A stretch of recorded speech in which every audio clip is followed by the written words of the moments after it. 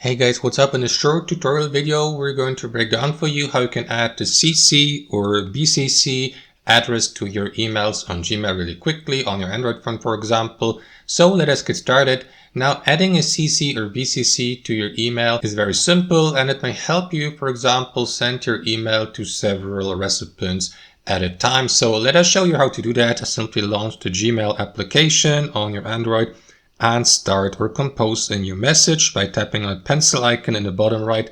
And after that, simply add the main recipient's email address here next to and after that, enter also a subject below and fill the email with some text and content. So you may do that, of course. Let me skip that for demonstration purposes. Now, to add a CC and BCC to your email addresses, simply tap on that arrow down icon next to here.